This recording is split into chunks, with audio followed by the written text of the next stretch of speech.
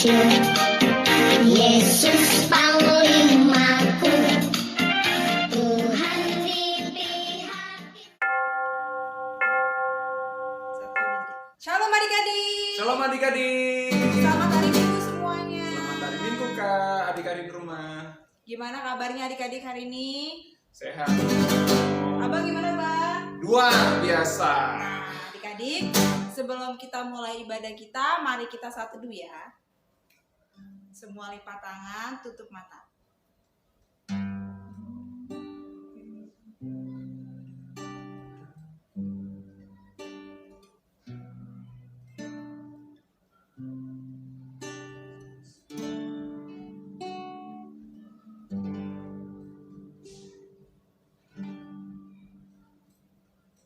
Amin. Nah, adik-adik, sebelum kita mulai ibadah, kita nyanyikan lagu dalam nama Yesus. Tahu kan Abang? Tahu. Gimana adik-adik? Ayo bangkit berdiri semuanya adik-adik. Ayo Bang.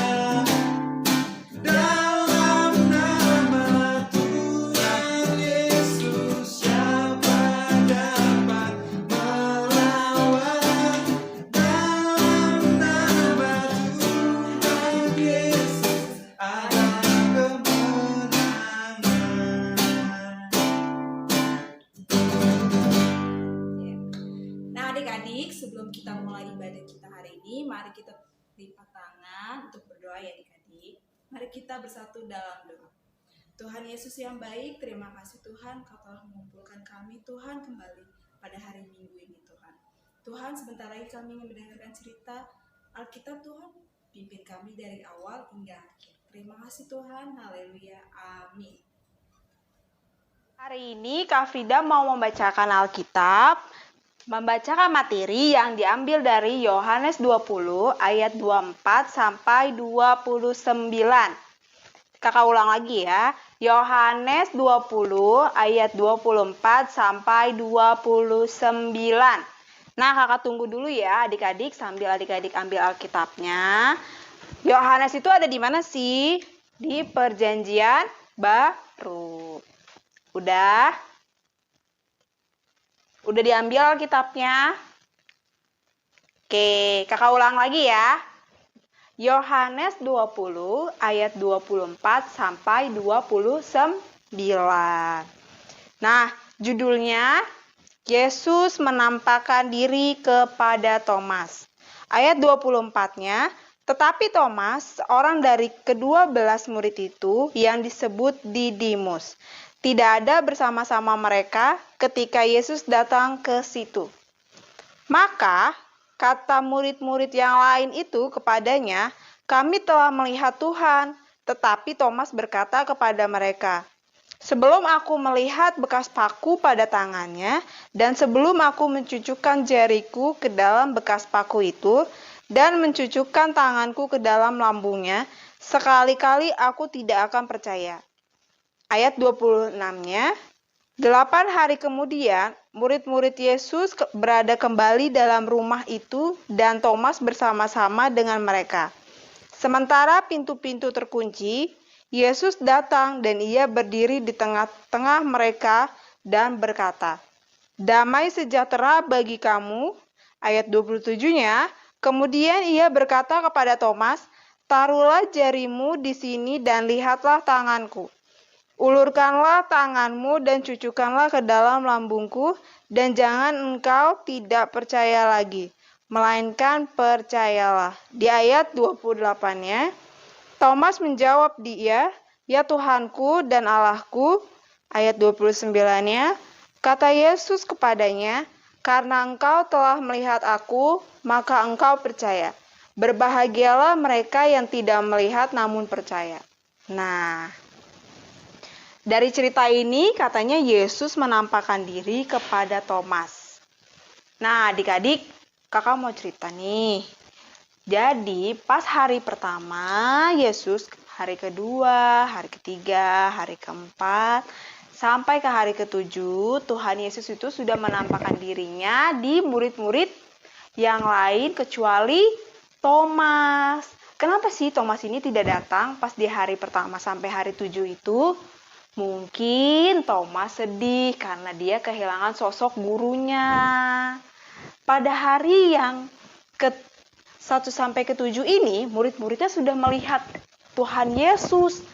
Dan mereka sudah mengatakan kepada Thomas kalau Tuhan Yesus itu sudah bangkit. Tuhan Yesus itu sudah bangkit, sudah menampakkan dirinya ke murid-murid yang lain. Tapi Thomas tidak percaya. Thomas tidak percaya kalau Tuhan Yesus itu sudah bangkit. Thomas bilang ke murid-murid yang lain, katanya sebelum dia di ayat ke-25, kita baca ya, di ayat ke-25, katanya Thomas, sebelum aku melihat bekas paku pada tangannya, dan sebelum aku mencucukkan jariku ke dalam bekas paku itu, dan mencucukkan tanganku ke dalam lambungnya, sekali-kali aku tidak akan percaya. Jadi Thomas bilang ke murid-murid yang lain kalau dia tidak akan percaya sebelum dia mencucukkan jarinya ke tangannya Tuhan Yesus. Akhirnya pada hari yang ke-8 di malam hari murid-murid Tuhan Yesus berkumpul dan di situ ada Thomas. Kemudian dia melihat Tuhan Yesus dan Tuhan Yesus berkata kepada Thomas di ayat ke-27.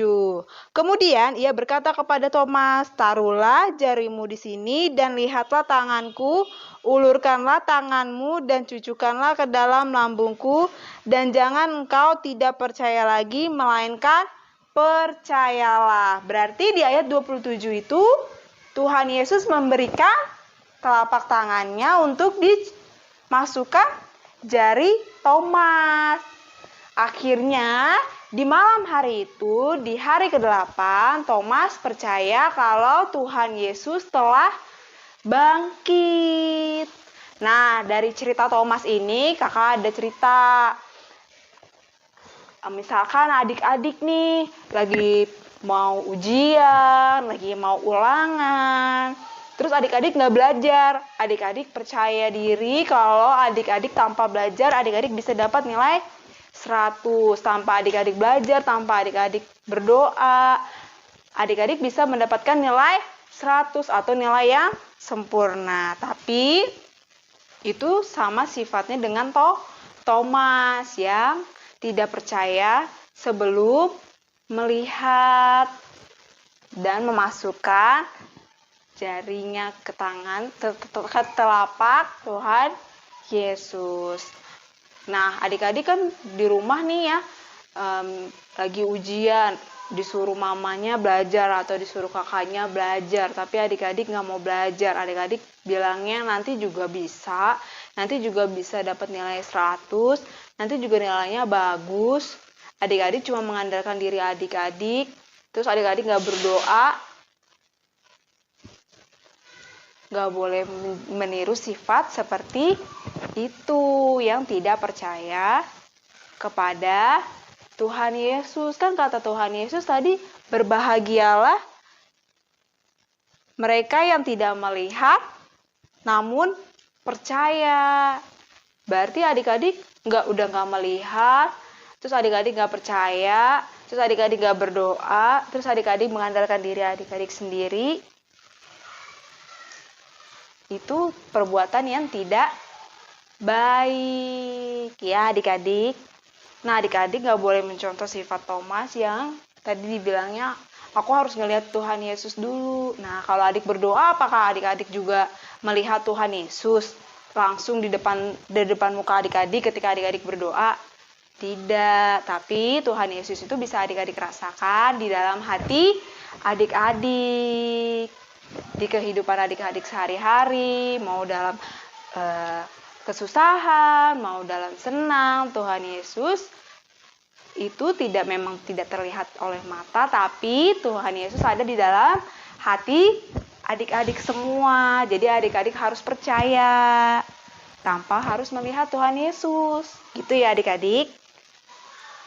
Nah, kakak punya video nih. Tadi ada adik yang disuruh belajar sama kakaknya itu, tapi gak mau, malah kasihkan main games.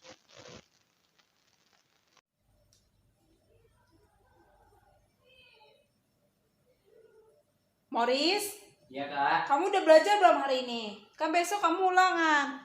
ulangin cuma komputer doang kak, gampang, aku udah hafal. Beneran, tanpa kamu belajar kamu udah bisa. Nilai 100 juga bisa kak, aku udah hafal komputer kok, tenang aja. Jangan main game mulu, Morris. Kamu belajar dulu. Abis belajar kamu berdoa. Iya kak, aku tuh udah tahu kan tentang komputer, gampang itu nanti.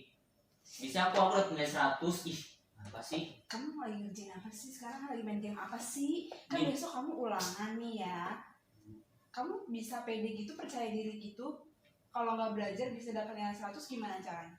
Kak, aku udah hafal kak tentang komputer, tenang aja kak. Emang tanpa belajar sama berdoa kamu bisa? Kalau cuma kamu main liatin Ya game kan aku doang. pintar kak, aku udah tahu tentang komputer, kenapa sih? Udah, sekarang gak usah main games dulu, kamu belajar dulu aja. Ih, ntar deh kak, ntar lagi asik juga main gamenya. Ayo Morris, abis itu kamu berdoa, abis kamu belajar, kamu hafalin, baru kamu habis itu berdoa, biar bisa besok ulangannya, biar dapat nilai 100. Iya, aku belajar komputer hari ini. Kenapa sih? Kalau asik main game juga. Masa harus dipaksa? Iya kak, aku belajar. Nanti aku terus berdoa biar aku punya 100. Nah begitu, gak boleh mengandalkan diri sendiri. Iya kak. Udah, belajar yang benar ya. Iya kak. Nah adik-adik sudah mendengarkan cerita Alkitab hari ini yang diambil dari Yohanes 20 ayat 24 sampai 29. Nah, kakak punya tugas untuk adik-adik di rumah. Ayat hafalan yang diambil dari Yohanes 20 ayat 29. Kakak ulang lagi ya, ayat hafalannya dari Yohanes 20 ayat 29. Nah, kita buka Alkitabnya ya adik-adik. Yohanes 20 ayat 29. Kakak bacain ya. Kata Yesus kepadanya, "Karena engkau telah melihat aku, maka engkau percaya. Berbahagialah mereka yang tidak melihat namun percaya." Nah, adik-adik nanti ayat hafalannya divideokan lalu masukkan ke dalam grup orang tua Horoh Nu ya. Kakak tunggu ya. Nah, sebelum kita mengakhiri ibadah kita hari ini, kita nyanyikan lagu Ku Menang. Ya. Abang tahu, Bang? Ya, tahu kak. Ayo, Bang.